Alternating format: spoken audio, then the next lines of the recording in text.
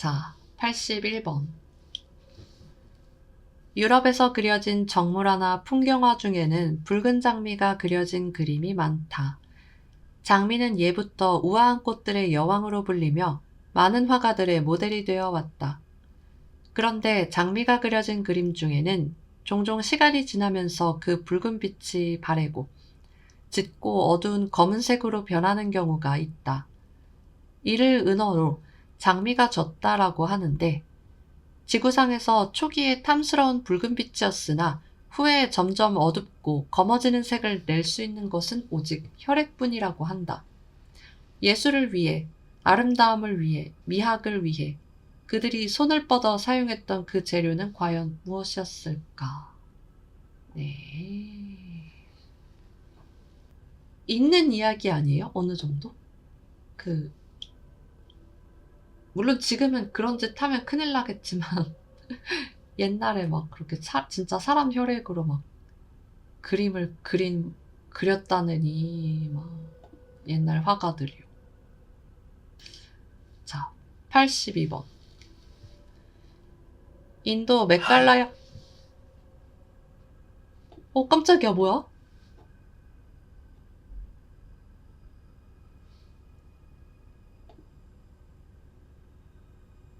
뭐지?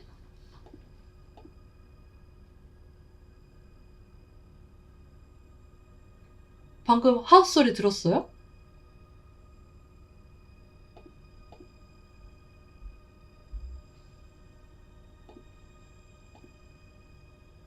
아, 이거 원래 부금에 있는 소리였나?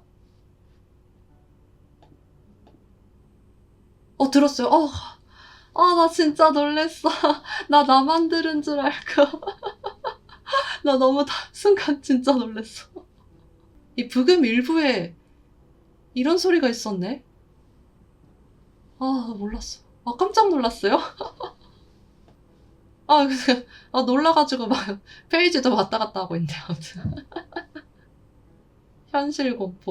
현실 공포가 일어났다.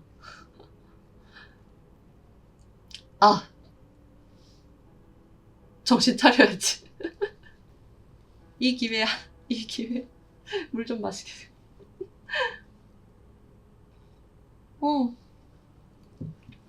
자. 별거 아니란 거 알았으니까. 네. 다시 가죠. 이제 82번. 인도 메칼라야주에 있는 와르 카시스 부족에는 일명 살아있는 다리가 있다. 이 부족이 골짜기를 나갈 때마다 반드시 건너는 그 다리는 말 그대로 하나의 커다란 나무로 지금까지 줄곧 살아있다. 와르카시스 부족은 나무를 잘라 덧대어 다리를 만드는 대신 인근에서 자라는 나무를 어느 방향으로 자라나게 한 뒤 그곳을 얽히고 얽혀 반영구적인 살아있는 다리를 만든다.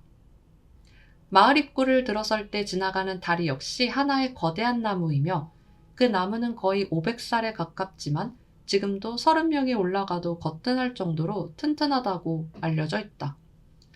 살아있는 다리의 장점은 무엇보다 보수하지 않아도 된다는 점. 나무가 끊어져도 곧 자라나 이어지기에 아무도 걱정하지 않는단다. 부족 사람들은 살아있는 다리를 만들기 위해 지금도 나무를 심어 기르고 있다.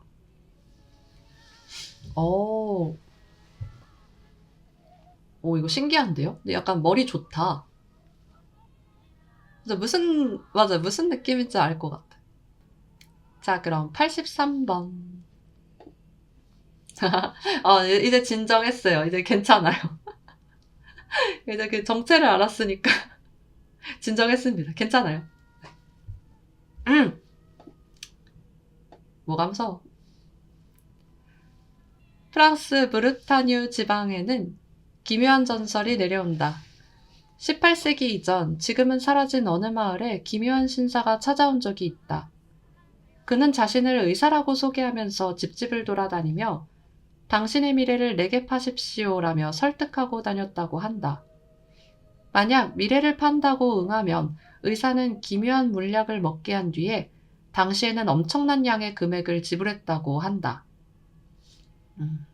사람들은 처음에 미심쩍어 했지만 물약을 먹어도 아무 탈이 없다는 것이 밝혀지자 이윽고 마을 사람 모두가 의사에게 미래를 팔고 거액을 챙긴다. 하지만 수십 년이 지나자 마을에는 엄청난 비극이 생긴다. 바로 출생률이 급감하여 더 이상 신생아가 태어나지 않게 된 것이다. 불임은 날로 늘어갔고 마을은 점차 고령화되어 종국에는 마을 사람 모두가 늙어 죽게 된다. 남아있던 사람들도 다른 마을로 이주해서 그 마을은 결국 무덤과 빈집만 남은 텅 빈 곳이 되고 만다. 지금은 마을의 흔적을 더 이상 찾아볼 수 없지만 미래를 판 대가가 얼마나 참혹한지 보여준 예시라고 할 수 있다. 미래라는 게 자손을 말한 거였어. 나의 미래가 아니라. 사이코패스 의사네. 자, 84번. 19세기 유럽에서는 알람을 단 관을 출시했다. 만에 하나 고인이 관에 매장되었는데 후에 정신을 차리고 깨어나기라도 한다거나 모종의 이유로 산채로 생매장되었을 경우 관에 부착된 알람을 울려 자신의 생존 사실을 외부로 알리는 목적이었다. 관은 평소 자신이 생매장되는 것을 두려워하던 이들에게 선풍적인 인기를 끌면서 엄청난 개수가 팔린다. 하지만 얼마 안 가 이 사업은 망하고 마는데 너무 많은 알림이 수시로 들려왔기 때문이라고 한다. 맞아요. 그런 케이스는 실제로 있었으니까요. 근데 너무 많은 알람이 수시로 들려왔다고? 이건 정말 많은 사람들이 그런 실수를 묻혀서 그랬던 거야? 아니면은 뭐 다른 이유야? 생매장인가? 아니면 귀신인가? 자, 85번입니다. 1987년. 그 옛날은 아니네요. 미국 WGN 채널의 9시 스포츠 뉴스 중에 갑자기 20초간 맥스 헤드룸 분장을 한 남자가 나타난다. 어디서 어떻게 영상이 송출되는지는 모르지만 그는 영상에서 알아들을 수 없는 말만 하고 사라진다. 그로부터 몇 달 뒤, 맥스 헤드룸 분장을 한 남자가 다시 영상 속에서 나타났다. 그는 다시 영상 속에서 나타나 알아들을 수 없는 말만 하고 사라진다. 그 영상이 어디서 송출되었는지, 그리고 그게 어떻게 가능했는지, 그 사람의 정체가 무엇인지는 미제로 남겨졌다. 미국의 채널 하나를 순식간에 장악했을 정도의 기술력을 가졌던 그는 그런 고작 고약한 장난을 치기 위해 영상 속에서 얼굴을 들이밀었을까? 그러게, 저 말 녹음해서 역재생 시켜봐. 역재생 시켜봐요. 뭔가 들릴지도 몰라. 맥스 헤드룸 분장? 그게 뭐지? 맥스 헤드룸 분장? 아! 이거네요, 이거. 맥스 헤드룸 전판 합치 사건. 이, 약간 나무 위키 있는데, 이거. 이 얼굴 맞아, 나 알아. 이게 맥스 헤드룸이구나. 이건 원래 있었던 캐릭터인가요? 맥스 헤드룸이라는 건? 맥스 헤드룸이라는 영국 TV 영화에 나오는 주인공의 모습이래요. 그냥 궁금했어요. 자, 86번. 발해는 융숭한 문화로 단박에 중앙아시아 패권을 잡았던 나라로 유명하다. 그 영토는 지금의 중국은 물론 러시아 인근까지 맞닿아 있었지만 원인 모를 이유로 갑자기 역사 속에서 사라져버려 많은 고고학자들이 찬란한 제국의 비밀을 찾고자 오늘도 고심하고 있다. 그런데 발해의 멸망에는 한 가지 전설이 내려온다. 백두산에서 괴수 강철이, 꽝철이, 깡철이 이런 이름도 있나 봐요. 가 나타났는데 이 강철이는 커다란 이무기였으나 모습을 제멋대로 바꿀 수 있고 입에는 불과 재를 뿜을 수 있어서 순식간에 지상을 멸망시킬 수 있다고 한다. 그리고 발해 역시 어느 날 강철이 나타나 그 여파로 인해 어느 날 갑자기 몰락해버렸다는 것이다. 이 강철이가 과연 어떤 존재인지는 모르지만 우리나라에 강철이가 간 곳은 가을도 봄이라 라는 속담이 남았을 정도로 그 두려움과 여파는 엄청났다.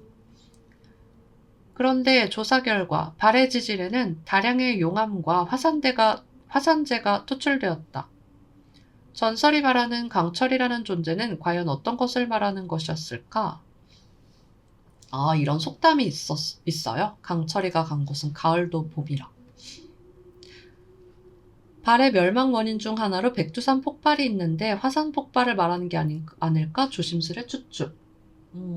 저도 이 생각했어요. 네.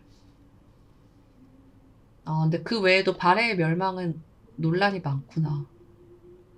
이긴 맞아. 너무 오래전이라서 뭐 남아있는 것도 별로 없어가지고 일어났던 일들에 대한 여러 가지 추측이 뭐 어렵다고 그랬었어.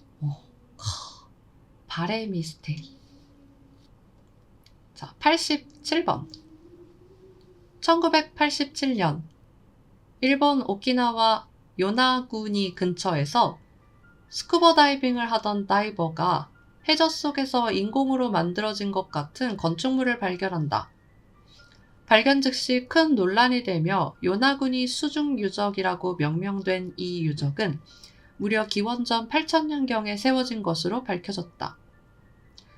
바위를 깎아내고 구멍을 내어 만들어진 이 유적은 굉장한 고도의 건축력과 기술로 만들어졌으나 해안 침식의 이유로 바닷속에 잠겨진 것으로 밝혀졌다.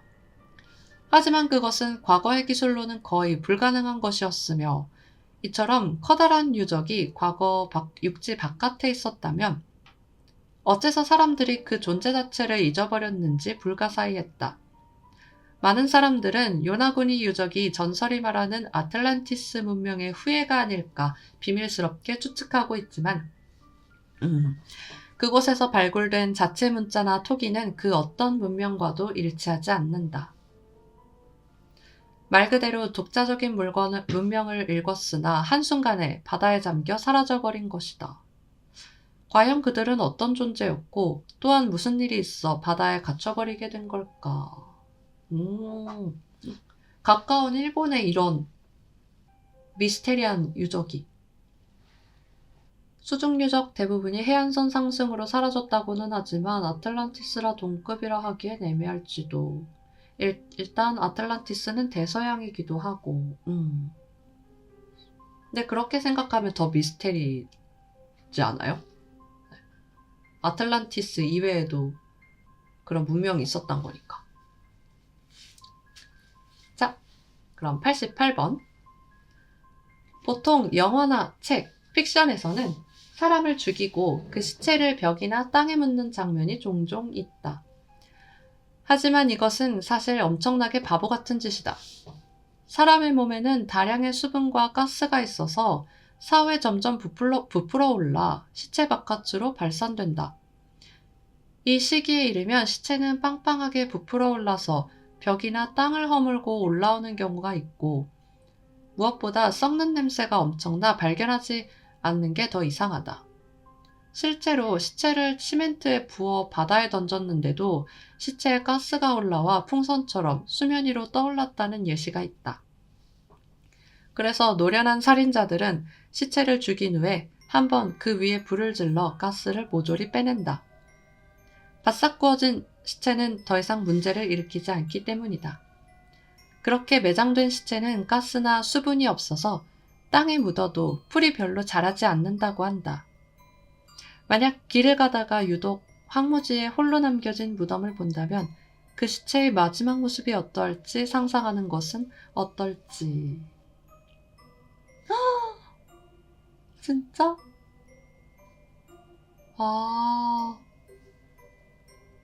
배를 가르고 바다에 던지는 경우도 있대요.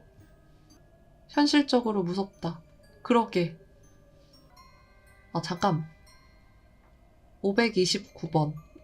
이 사람이 아까 그 줄기세포, 태아의 줄기세포가 산모를 낫게 하는 그 얘기에서 맞아. 나도 엄마가 나 임신하기 전에 위랑 자궁이 약했는데 나 임신한 후에는 다 나았었어. 그래서 처음에 뭔 말이지 하고 그냥 지나치려 했었는데, 이제, 낳으신 게 아니라, 낳으신 게 아니라, 낳으신 거죠. 완치가 되셨다는 거죠. 뭘 낳아. 그래? 이게 가능하구나. 신기한 치료가 되었다. 자, 89번. 1983년 한 사진전에 독특한 사진 하나가 출품된다. 그 장면은 여자가 숲에서 몸부림치고 있는 사진인데 작가는 인간의 마지막 모습을 담고 싶었다라고 말한다. 사진 속 여인이 너무 실감나게 연출을 했기에 작가의 사진은 연일 호평을 받았다. 그런데 그 사진을 본 한 의사가 사진 속 여인의 모습이 조금 이상하다는 것을 알게 된다. 피부의 경직이나 화색을 보았을 때 이건 정말 죽은 사람을 사진을 찍은 사진이라는 것이다. 신고를 받은 경찰은 수사에 착수했고 곧 사진작가의 범죄 행위는 들통난다. 누드 사진을 찍는다고 거짓말을 한 뒤 감기약이라고 해서 독약을 먹이고 모델이 천천히 죽어가는 장면을 찍은 것이다. 수사 결과 그는 이 여인 외에도 22명이나 되는 사람들을 죽여서 그 마지막 장면을 숭고한 예술을 위한 모델로 삼은 것으로 밝혀진다. 그는 결국 사형을 선고받고 형장의 이슬로 사라지지만 끝내 자신은 예술을 위한 것이라며 자신의 무죄를 항고했다고 한다. 아, 이 미친 사람이네, 진짜. 맞아요. 근데 이거 우리나라의 얘긴데요. 이거 예전에 진짜, 옛날에 진짜 있었던 일이에요. 이거 우리나라 사진작가 얘기네. 군사정권 때였나? 그래서 국가망신이라고 수사 종결시켜서 희생자들 시신 찾지도 못했어. 희생자분들 삼가 고인의 명복을 빕니다. 아, 진짜. 시신도 못 찾고. 저거 여자가 몸부림치는 게 아니라 그냥 여자가 산에 누워있는 거 출품했을걸? 몸부림치는 건 찍어놓고 출품은 안 하고 갖고 있다가 발각된 걸로 알음. 시체인 거 맞음. 그 사진으로 상을 받았는데 의사가 그 사진을 보고 증상 같은 걸로 눈치채서 걸린 거야. 예전에 TV 서프라이즈에서도 한번 나온 적이 있었대요. 맞아요. 이거 옛날에 나도 TV에서 본 것 같아. 네. 제정신이 아니야, 진짜. 미쳤어. 마지막까지 자신의 무죄를 항고했다는 것도 진짜. 그러니까요. 만약에 그 사진을 그 의사분이 보지 못했더라면 끔찍해. 자, 90번 90대가 왔습니다. 드디어. 자, 90번. 충청북도 증평군 증평읍 사곡리에는 일명 말세우물이 있다. 세조 2년경 가뭄이 지속되던 때 어떤 노승이 마을을 지나다가 물 한 잔을 청했다. 하지만 마을에 우물이 없었던지라 사람들이 물을 뜨려면 멀리 가야 했다. 이에 노승은 안타까워하며 어느 한지점을 파보라고 말한다. 사람들은 그 말을 따라 땅을 팠는데 거기에서 맑은 우물물이 솟아난다. 노승은 떠나면서 이 우물은 그 어떤 순간에도 물맛이 상하지 않을 것이나 꼭 3번 물이 넘치는 때가 올 터인데 그때마다 나라에 큰 변이 오며 3번째 넘치는 날에는 말세가 올 테니 그때는 마을을 벗어나 도망치시오 라는 말을 남긴다. 그 후로 몇백 년간 우물은 사람들한테 귀중한 수자원이 된다. 하지만 1592년에 처음으로 물이 넘치고 그 해에 임진왜란이 일어나 수많은 국토가 유린당한다. 그리고 1910년경에 물이 넘치고 국권을 일본에게 빼앗기는 경술국치가 일어난다. 그 후로 물이 넘치는 일은 없지만 사람들은 우물물을 길어다 쓰면서도 오늘 행여나 우물이 넘치지 않을까 노심초사 걱정하고 있다고 한다. 아직 한 번이 남은 거야? 불안한데요? 자, 여기에서 같이 보시죠. 이렇게 생겼어요. 우물물이 3번 넘치면 말세가 온다는 말세 우물. 생각보다 작은 것 같은데?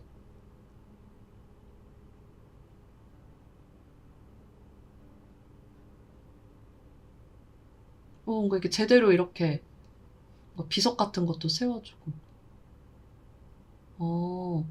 실제로 극심한 가뭄에도 마르지 않는다고 하고요. 아, 문화재래요. 충청북도 기념물 143호로 지정된 문화재로서 가치를 인정받고 있습니다.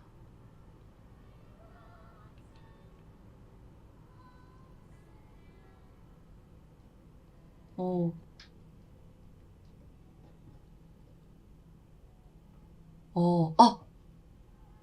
임진왜란 때 한 번 넘치고, 그 1910년 나라가 빼앗겼을 때 넘쳤고, 한국 전쟁 때 찰랑찰랑하는 수준까지 되었지만 넘치진 않았대요.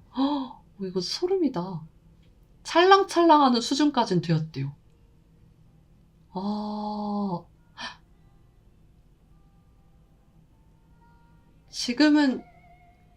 지금은 괜찮겠지? 지금은 이 말세 우물 잘 있겠죠? 네, 믿습니다. 3번째 넘치는 날에는 진짜 말세가 올 테니 마을을 벗어나 도망치라고 했잖아요. 전쟁 이런 거 아니었으면 좋겠다. 자, 91번. 이종언어 발화현상. 일명 제노글로시라고 하는 기묘한 질환이 있다. 이 질환에 걸린 사람은 원인 모를 이유로 어느 날 갑자기 단 한 번도 들어본 적 없는 외국의 언어를 한다. 그것도 아주 유창하게, 원래 알고 있던 말처럼 쓰는데, 재밌는 것은 본인 스스로도 이 말을 언제 배웠는지조차 모른다는 것이다. 심지어 사도행전 2장에도 외국의 말을 갑자기 하는 장면에 대해 언급한다. 제노글로시가 어째서 생기는지 밝혀지지는 않았으나 혹자는 이것이 뇌의 또 다른 기능의 발현이라고 하고 혹자는 이것이 전생의 증거라고도 말한다. 지금도 동서양에서는 갑자기 외국의 말을 유창히 하는 제노글로시 현상이 꾸준히 발견되고 있지만 아직도 그 원인에 대해 뚜렷이 밝혀진 것은 없다. 이것도 맞아요. 예전에 들어본 적이 있어. 이 질환에 걸려서 내 몸이 안전한 건지 어쩔진 모르겠지만 그래도 그렇네요. 2개 국어, 3개 국어 힘 안 들이고 유창하게 해보고 싶다. 자, 92번. 1904년 케냐에서 괴상하게 생긴 고양이과 생물이 잡힌다. 생긴 것은 퓨마의 어린 새끼와 비슷했으나 몸에 두르고 있는 반점은 어느 생물과도 일치하지 않았다. 신기하게 생각한 동물학자는 이 새로운 동물에 펜스랄레오 마큘라투스, 일명 점박이 사자라는 학명을 붙이고 마러지라고 명명한다. 동물학자들은 처음에 마러지는 새로 발견된 고양이과 동물일 것이라 추측했으나 문제는 그 후로 마러지는 단 한 번도 포획되지도 목격되지도 않는다. 그러다가 1913년 어떤 농부에게서부터 처음 보는 동물 2마리를 잡았다는 소식을 듣는다. 놀랍게도 그것은 1904년 후로는 잡히지 않았던 마로지였다. 동물학자들은 분명 인근에 마로지의 새로운 종이 있을 것이라 추측했으나 현대에 이르러서까지 새로운 마로지는 단 한 번도 목격된 적 없다. 오로지 마로지의 가족만이 연구 목적으로 남아있다. 혹자는 어쩌면 1913년에 잡은 마로지가 세상의 마지막 표본이라고 말한다. 과연 마로지라는 생물은 그날을 끝으로 지구상에서 모습을 감춰버린 걸까? 아니면 그저 우리가 모르는 고양이과의 아종이었던 걸까? 신기하다. 한번 보고 싶다. 검색하면? 이거 검색해볼까요, 그럼? 제대로 있잖아. 정말이네요. 표범하고 사자 진짜 합쳐놓은 것 같다. 컬러 사진도 있는데 이거는 뭐 진짠가? 복원한 건가? 너무 신기하다. 근데 다시는 볼 수 없다니까 조금 아쉽네요. 되게 멋있네요. 뭔가 신비하게 생겼어. 아하. 자, 93번. 그리스의 도시 델피에는 유명한 델포이 신전이 있다. 태양과 예지의 신, 아폴로를 섬기던 무녀 피티아들은 이곳에서 뿜어지는 환각 성분의 수증기를 흡입하고 몽롱한 상태에서 은유적인 예언을 하곤 했다. 약 빨고 예언하는 거야? 기원전 5세기 리디아국의 크리아소스 왕은 델포이 신전을 시험하기 위해 쪽지를 보내 과연 지금 내가 무엇을 하고 있는지 맞춰보라고 한다. 이에 델포이 신전은 거북이를 삶고 있다라고 답한다. 당시 왕은 일부러 거북이를 삶아 요리를 하고 있었고 델포이 신전의 정확함에 감탄하게 된다. 오. 그리고 그는 내가 지금 페르시아를 침공해도 되는가? 라고 물었고 이에 신전은 전쟁이 일어나면 위대한 대국이 무너지리라 라고 답한다. 왕은 크게 기뻐하며 전쟁을 일으키지만 결국 그 전쟁에서 져서 리디아 왕국은 역사의 뒤안길로 사라진다. 전쟁으로 인해 사라지는 위대한 대국은 곧 리디아였던 것이다. 꼭 이런 예언들은 거북이 삼고 있는 건 제대로 정확하게 말해주면서 이런 중요한 순간을 이렇게 두루뭉술하게 말해준다니까? 델포이 신전에서는 놀랍게도 델포이 신전 자체의 마지막을 예언했는데 아무도 찾는 이가 없고 샘물만이 쓸쓸히 흐르며 폐허만 남아 바람만이 오갈 것이다 라고 기록한다. 그리고 지금 델포이 신전은 로마국에 의해 폐허로 남아있고 오가는 관광객들이나 가끔 오갈 뿐 아무도 예언을 들으러 오지 않는다. 결국 그 예언은 맞아떨어졌지만 예언을 전했다는 아폴로 씨는 과연 어디까지 무엇을 본 것일까? 신비하네요. 네. 아폴로 씨는 어디까지 본 것일까?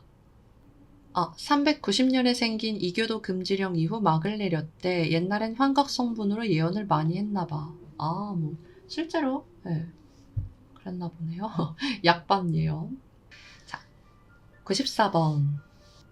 스페인의 무적 함대는 1519년 아즈텍 문명에 있는 남미에 이른다. 이들을 날개 달린 뱀, 케찰코아틀로 믿었던 아즈텍인들은 그들을 살아있는 신으로서 극진하게 환영한다. 하지만 아즈텍인들은 그들을 잔인하게 짓밟고 학살했으며 그들이 가진 문명과 모든 유물, 황금을 앗아간다.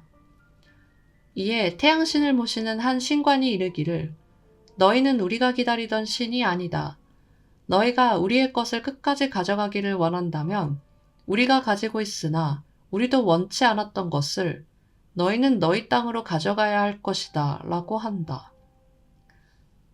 아즈텍 문명에서 발굴된 황금은 유럽 일대를 열광시키고 스페인 함대의 선원들은 일약 영웅으로 뒤따른다.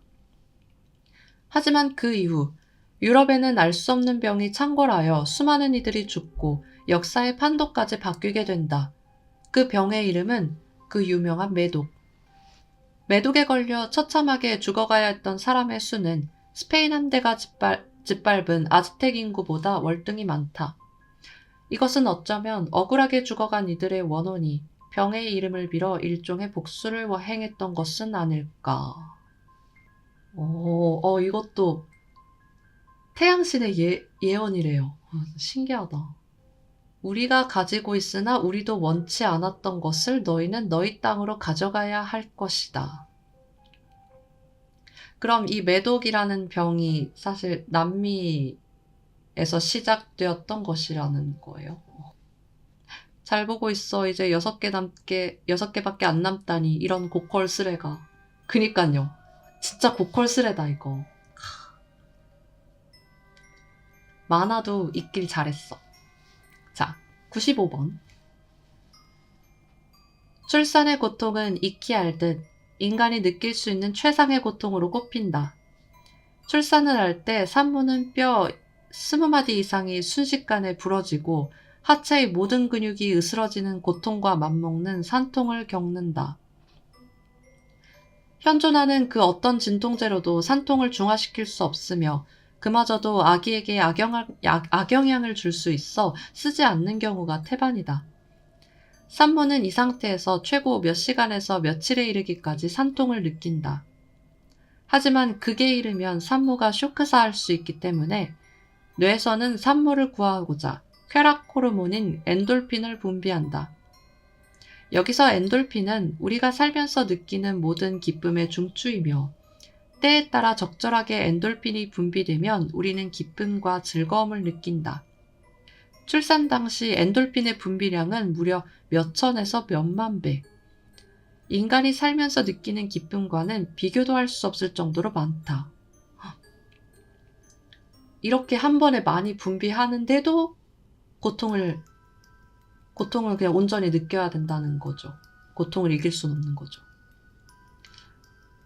엔돌핀의 분비로 산모는 고통을 이겨낼 수 있으며, 조금 이겨낼 수 있나요?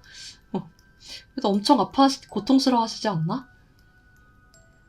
이것은 후에 자식에 대한 무한에 가까운 사랑의 기반이 된다. 즉, 자식이라는 존재는 태어나는 그 순간부터 부모에게 있어 가장 끔찍한 고통을 주는 동시에 세상에서 맛볼 수 없는 가장 큰 기쁨을 주는 존재인 것이다. 혹자에 의하면 육아, 그러니까 아이를 기르는 것은 출산의 고통과 비교도 할 수 없을 정도로 힘들고 고되지만 그 모든 것을 잊을 만큼 기쁘고 행복한 것이라고 한다. 부모님께 잘해야겠다는 생각이 든다. 그렇네요. 네. 부모님께 잘합시다. 엄마한테 잘합시다. 실제로 출산한 사람의 말을 들어보면 내가 이렇게 죽는구나 하는 생각이 든데 18시간 진통한 친척 언니 그 통통하던 사람이 반쪽이 되었음. 모든 포유류의 암컷의 출산은 본인의 생명을 건 행위라고 한다. 고로 어머니께 효도합시다. 자, 계속 가죠. 96번. 세상에는 수많은 성도착증이 있지만 그 중에서 타페펠리아는 가장 병적이며 기괴한 도착증으로 꼽힌다. 이 도착증에 걸린 사람은 멀쩡한 대상을 땅에 묻거나 혹은 생매장한 채로 장사를 지내며 성적 흥분을 느낀다. 끔찍한 것은 이 도착증에 걸린 환자는 대상을 땅에 묻은 채로 그 사람이 질식해 죽어가는 것을 상상할 때 최고조의 성적 희열을 느낀다는 점이다. 혹은 반대로 자신이 생매장을 당하는 상상을 하면서 성적인 희열을 느낀다고 한다. 18세기 기록에 의하면 최초의 타페펠리아 환자로 의심되는 한 백작은 자신의 영지에서 10대 후반의 여자들을 납치해서 산채로 납치한 뒤 땅에 묻어 죽게 했다고 한다. 결국 보다 못한 사람들이 우르르 몰려가 그를 죽이려고 하자 그는 그런 폭도들을 비웃듯 스스로 준비해놓은 땅굴 속에 들어가 산채로 묻힘으로써 완전히 죽음으로 도피해버렸다고 한다. 와, 진짜 변태도 이런 변태가 없다. 그러니까. 대박이다 진심. 죽으면서 기분 좋았을까? 기분이 나쁘네요. 네. 죽으면서 기분 좋았을까? 기분이 좋으면 안 되는데. 근데 이 도착증은 개인적으로는 좀 처음 보긴 하네요. 자, 97번. 고대 페키니아인들은 몰렉이라는 이름의 신을 섬겼다. 이 신은 몸은 인간이나 머리는 황소로 풍요를 관장한다고 한다. 그런데 이 신을 모시는 방법은 매우 잔인하다. 몰렉은 인신공양을 즐기는 포악한 신이었고 페키니아인들은 이런 몰렉을 위해 잔인한 의식을 치렀다. 자, 야생의 시대가 또 시작됩니다. 일단 몰렉의 모습을 한 노쇠상을 만든 다음 팔을 옆에서 자유롭게 움직일 수 있게 조절하고 가슴에는 커다란 아궁이를 뒀다. 아궁이로 불을 지피면 금세 몰렉의 신상은 뜨겁게 달궈지고 팔 안으로는 갓난아기가 안길 수 있게 했다. 즉 달궈진 노상 위에 갓난아기가 올려지는 것이다. 그때 아기가 지르는 비명, 그것을 본 부모가 내뱉는 울음을 감추기 위해 옆에서 큰 북소리를 울렸다. 물론 제물이 되는 것은 돈이 없고 힘이 없던 하층민의 자식들이었다. 그런데 시칠리아 섬에서 그리스와 전쟁을 치른 후 패하자 페키니아인들은 아무래도 재물에 질이 문제가 있던 것으로 생각하고 자발적으로 귀족아기 300명을 징발하여 몰렉에게 바쳐진다. 자발적으로? 물론 그런 그들의 노력과는 상관없이 당연히 페키니아인들은 로마와 그리스에게 점령당하고 몰렉 숭배 역시 역사의 뒤안길로 사라진다. 현재 몰렉 신상은 유물로서 남아있는데 아기들이 불탔던 부분은 유독 새카만 재가 묻어있다고 한다. 진짜 이 고대 어떡할 거야 이런 거. 아까 저 꽤 초반에 읽었었던 그 소 모양을 한 그건 처형하기 위한 기구였지만 그거랑 좀 비슷하네요. 그 노쇠황소. 네, 진짜 그거랑 비슷하네요. 근데 어린아기를 진짜 잠깐 몰래 그때 뭔가 재현한 것 같은 그림이에요. 그러니까 이 팔 안에 이 아기를 올려놓고 밑에는 그 불이 막 미쳤다. 여기 밑에 여기 북도 있다.